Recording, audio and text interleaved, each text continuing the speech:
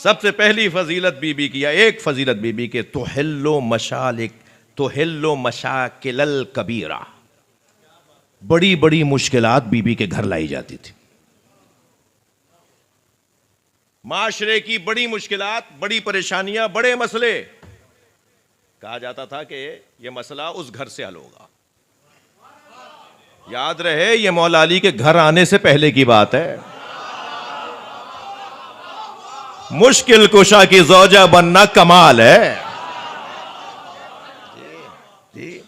Be be کے اس گھر میں آنے سے پہلے تو حلو مشاکل الکبیرہ، بی بی کے لیے جملہ ہے. آپ بڑی مشکلات کو حل کرنے کے لیے بی بی کی طرف، چھوٹی مشکلات تو بی بی کے نوکر حل کر دیتے. اور پھر جب بڑے مسئلے آتے تھے معاشرے میں تو کہتے تھے کہ اب بی بی کے سامنے رکھے جائیں. اور جسے پہاڑ سمجھ کے آتے تھے نا، مسائل، مسئلے کا پہاڑ، وہ جناب فاطمہ، وہ بی بی فاطمہ کلابیہ ایک جملے میں حل کر دیتے تھے. ایک تو بی بی کی صفات میں یہ صفت ہے. دوسری بی بی کی صفات میں، بی بی کی شب شہادت، شب رحلت ہے نا، دوسری بی بی کی صفات میں ایک صفت ہے، بی بی کثیر الرماد تھیں. کثیر الرماد اسے کہتے ہیں جس کے عربی میں جس کے دروازے پر چولہے کی راکھ زیادہ ہو. اور چولہے کی راکھ کسی کے گھر کے باہر، اس کے گھر کے باہر زیادہ ہوتی ہے کہ جس کے ہاں چولہا زیادہ جلتا ہے.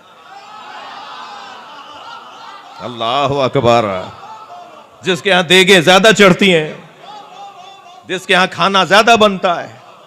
یعنی پورے قبیلہ کلابیہ میں جو شخص بھی کبھی قبیلے میں آتا تھا، اس محلے میں آتا تھا، پورا محلہ تھا، پورا آدھا، پوری ایک اپنے حساب سے کہہ لیجئے ایک پورا منطقہ، ایک تحصیل، ایک ٹاؤن، ایک بہت بڑا علاقہ. اس علاقے میں اگر کوئی قدم رکھے تو اسے یہ فکر نہیں ہوتی تھی کہ کھائے گا کہاں سے. وہ 1 دن رہے، وہ 10 دن رہے، جناب فاطمہ کے گھر سے اسے کھانا ملتا تھا.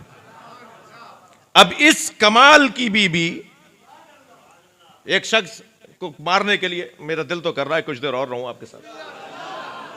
ایک شخص کے پیچھے کچھ لوگ تھے، وہ اپنی جان بچا کے آ رہا تھا اور جا رہا تھا، کسی اور طرف موڑ رہا تھا جانے کے لیے، تو کسی نے آواز دیا کہ اس طرف آؤ، یہ جو گھر ہے یہاں پناہ لو. وہ بی بی کا گھر تھا.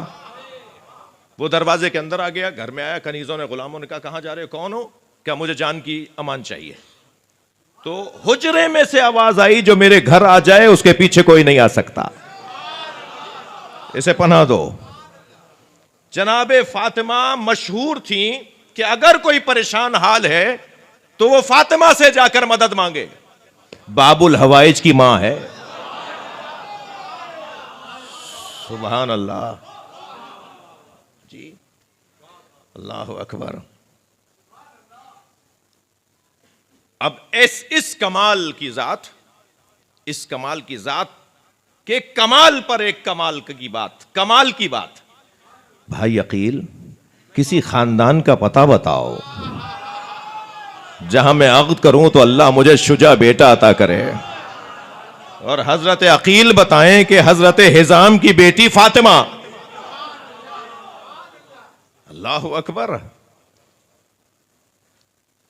جسے علی، جو علی کو ڈھونڈے وہ اور، جسے علی ڈھونڈے وہ فاطمہ کلابیہ. اور عقد ہو کر جب جناب فاطمہ کو گھر میں لایا گیا تو پہلے دن ہی جناب فاطمہ نے فرمایا، یا امیر المومنین، یاد رہے کبھی اپنی زبان پہ علی نہیں بولا،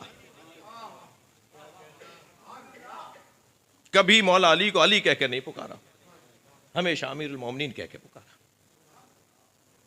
اور اپنے بیٹوں سے کہا خبردار، تم علی کو امیر المومنین کو بابا مت کہنا، اپنے بابا کو کبھی بابا مت کہنا، ہمیشہ کہنا یا سیدہ، یا مولا، اے ہمارے سید، اے ہمارے مولا. ہمیشہ مولا پہن پکارنا. بابا تو حسنین کے ہیں، بابا تو زینب کے ہیں، تمہارے مولا ہیں، تمہارے سید ہیں.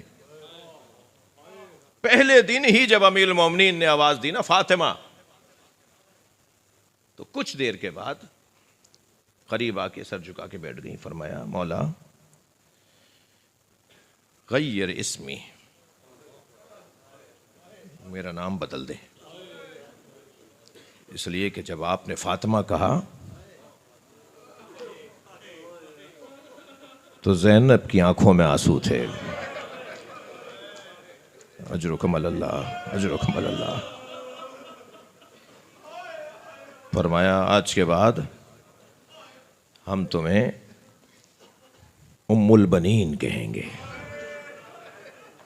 بیٹوں کی ماں، بیٹوں کی ماں. کہا تھا نا حضرت عقیل سے کہ ایسی جگہ میرا عقد ہو کہ جہاں سے عقد کے نتیجے میں اللہ مجھے ایک شجاع بیٹا عطا کرے. حضرت عباس آرزو علی ہیں، دعائے علی ہے نا. ایک بیٹا چاہا تھا مولا علی نے، جناب فاطمہ نے 4 بیٹے عطا کیے ہیں، 4 بیٹے سماج کو عطا کیے ہیں. حضرت ابو عبداللہ، حضرت عثمان، حضرت جعفر، حضرت عباس. حضرت عباس کے 3 اور بھائی. اور جب کربلا کا سفر امام حسین نے شروع کیا، جب کربلا کا سفر امام حسین نے شروع کیا تو تینوں بیٹوں کو بلا کے کہا کہ تم عباس کے سائے کی طرح ساتھ رہو گے، اور دیکھو ایک بال برابر بھی کوئی تمہارے مولا پہ آنچ نہ آنے پائے، خیال رکھو گے. عزیزو، میرے بھائی آ چکے ہیں، نوحہ پڑھا جائے گا. عرفان اعضا تشریف فرمائے ہیں. جب جناب بشیر نے مدینے میں سنانی سنائی، امام سجاد نے فرمایا ہم خیمہ باہر لگا کے رہیں گے، ہم شہر کے باہر رہیں گے، تم پورے مدینے کو بتاؤ کہ حسین کا لٹا ہوا قافلہ واپس آیا ہے. اجرکم اللہ، اجرکم اللہ. جن کے مذہب میں رونا جائز ہے تکلف نہ کریں. حضرت بشیر کہتے ہیں کہ میں مدینے کی گلیوں میں سنانی سنا رہا تھا، یا اہل یثرب، اے مدینے والو، مدینہ رہنے کے قابل نہیں رہا، حسین کا لٹا ہوا قافلہ واپس آیا ہے. وہ کہتے ہیں کہ میں محلے محلے سے ہوتا ہوا جب محلے بنی ہاشم میں داخل ہوا اور میں نے پہلی ہی آواز لگائی تھی، اے مدینے والو، مدینہ رہنے کے قابل نہیں رہا، تو اچانک ایک گھر کا دروازہ کھلا. میں نے جو اس طرف دیکھا تو ایک قوی ہیکل بی بی تھی، جس کا قد بہت دراز تھا، جس کے ہاتھ میں عصا تھا، اس کے کاندھے پر ایک بچہ بیٹھا ہوا تھا. اس کے آنے کے انداز سے ہی میرے ہاتھ پیر کانپنے لگے. یہ کون بی بی ہے جو ایک گھر سے باہر آ رہی ہے؟ اس نے آتے ہوئے مجھے آواز دیتے ہوئے کہا کس حسین کی بات کر رہے ہو؟ تو میں نے کہا میں حسین ابن علی کی بات کر رہا ہوں. تو کہنے لگی کہ بتاؤ حسین کو کیا ہوا؟ تو بشیر کہتے ہیں میں نے کہا میں جان سکتا ہوں کہ میں کس سے بات کر رہا ہوں. بشیر کہتے ہیں مجھے ایک کیفیت ہوئی کہ میں پوچھوں تو سوئی یہ بی بی کون ہے جس کا اتنا جلال ہے. کہنے لگے میں نے کہا میں جان سکتا ہوں میں کس سے بات کر رہا ہوں؟ تو انہوں نے کہا میں عباس کی ماں ام البنین ہوں. کہتے ہیں میرے ہاتھ پیر کانپنے لگے، میں ان سے کیسے بات کروں گا؟ تو میں نے کہا بی بی میں آپ کے جعفر کا حال بتاؤں؟